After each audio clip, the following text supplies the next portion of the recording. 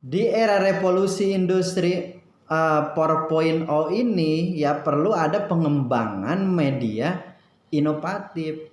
Apa sih penyebabnya? Kenapa sih kita harus ada pengembangan metode inovatif? Pertama, cakupan atau jangkauan sasaran KIE yang umumnya belum mencapai target. Nih, rata-rata untuk komunikasi, informasi, dan edukasi itu kita masih sangat rendah.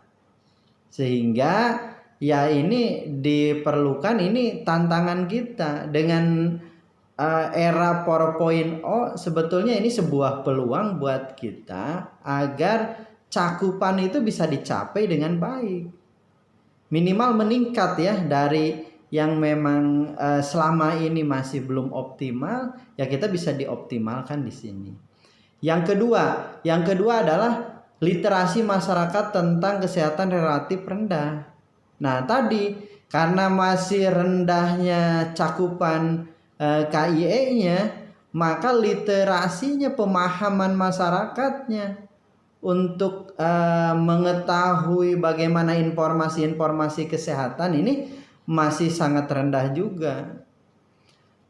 Di masyarakat banyak yang mengatakan bahwa kesehatan itu bukan menjadi prioritas. Kesehatan itu nomor sekian gitu ya. Ekonomilah nomor satu gitu. Padahal kalau tidak sehat, ya produktivitas juga akan menurun gitu ya.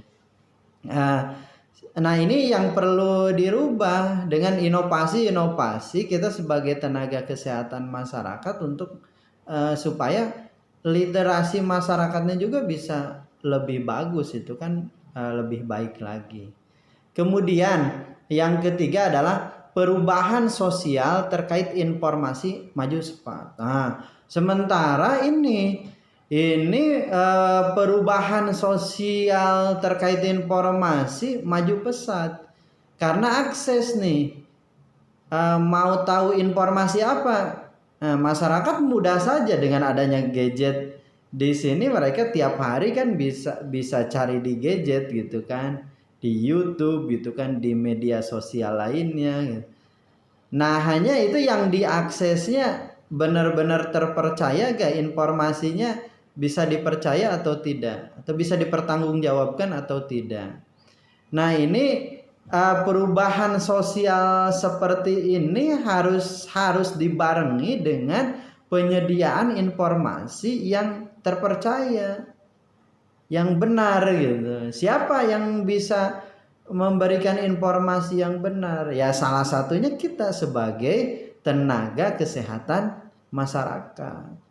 Makanya silakan bikin konten gitu kan, bikin channel YouTube gitu. Nah, nanti informasi-informasi kesehatan yang benar kita share di situ, kita kirim di situ, sehingga masyarakat yang mau belajar itu akan lebih mudah dan akan lebih terarahkan pada informasi-informasi yang baik.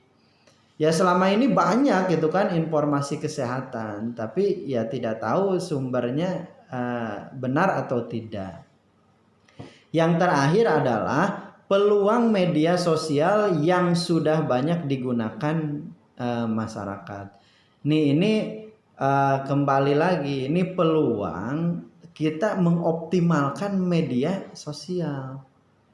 Jadi semakin aktif kita di media sosial dengan konten-konten edukasi, maka itu akan mengimbangi berita-berita yang memang kontennya kurang bagus itu kan, yang selama ini banyak hoax gitu kan, banyak yang berita yang bohong gitu.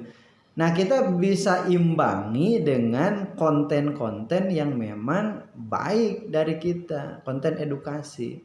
Coba bayangkan misalkan di kelas ini ada 40 atau 50 orang. Setiap hari ngirim saja informasi yang positif, maka itu